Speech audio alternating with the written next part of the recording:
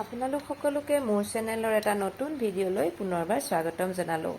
আজি মই বনাইছিলোঁ মিছা মাছৰ সৈতে নাৰিকলৰ গাখীৰ।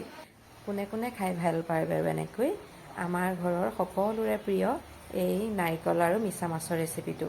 আহকচোন তেতিয়াহ'লে ভিডিঅ'টোৰ মাজলৈ যাওঁ। মিছা মাছখিনি বাকলি গুচাই এইদৰে অকণমান বইল কৰি ল'লোঁ আৰু বইল কৰি লৈ পানীখিনি গুচাই লৈ এতিয়া এয়া তেলতে ফ্ৰাই কৰিছোঁ। ফ্ৰাই কৰোঁতে নিমখ আৰু হালধি দি দিছোঁ। মোৰ ভিডিঅ'টো ৰাতি কৰা হয়, সেয়েহে পোহৰটো অলপ কম হৈছে, তাৰ বাবে আপোনালোকে মাফ কৰিব। আৰু এতিয়া এয়া ফ্ৰাই কৰাৰ পিছত ভালদৰে ফ্ৰাই কৰিছোঁ আৰু ফ্ৰাই কৰাৰ পিছত সেইখিনি তেলতে মই এতিয়া এই পিছৰখিনি কাম কৰিম আৰু আমি গেছৰ পৰা এই ফ্ৰাই কৰা মাছকেইটা উঠাই থৈছোঁ।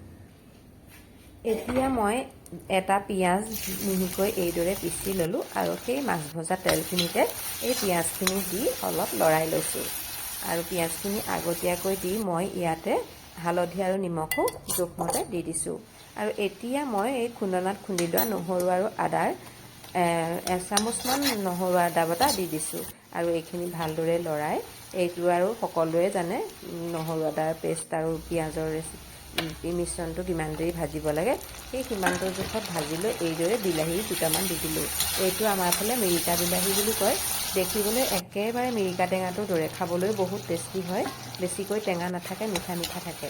আৰু এই বিলাহীখিনি মই তেলতে দি লৈ এইদৰে একেবাৰে মিহিকৈ ভাঙি দি দিলোঁ আৰু ইয়াতে মই এটা জলকীয়াও কুটি দিছিলোঁ। আৰু মই আগতে কৈছিলোঁ যে তেলতে হালধি নিমখ দিলোঁ বুলি, কেৱল হালধিটোহে দিছিলোঁ, নিমখটো এতিয়া দেৰিকৈ দিছোঁ।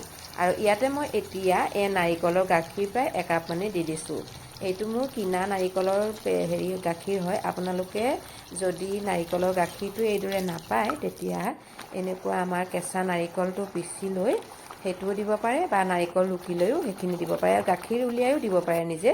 আৰু এইখিনি দিয়াৰ পিছত মই এইখিনি ভালদৰে উতল অহাত ভজা মাছকেইটা দি দিলোঁ। মই ইয়াত একো মছলা ব্যৱহাৰ কৰা নাই, আপোনালোকে মছলা খাওঁ বুলিলে ব্যৱহাৰ কৰিব পাৰিব। আৰু এয়া আমাৰ মিছা মাছৰ ৰেচিপিটো ৰেডি হৈ গ'ল। ইয়াত কচুৰি মেথি, ধনিয়া যিকোনো দিব পাৰিব, মই একোৱেই নিদিলোঁ। আচলতে কেতিয়াবা পাহৰি থকা হয়, থাকিলেও বস্তু দিবলৈ নহয়। আৰু এই ৰেচিপিটো কিন্তু খাবলৈ বৰ টেষ্টি হয় দেই।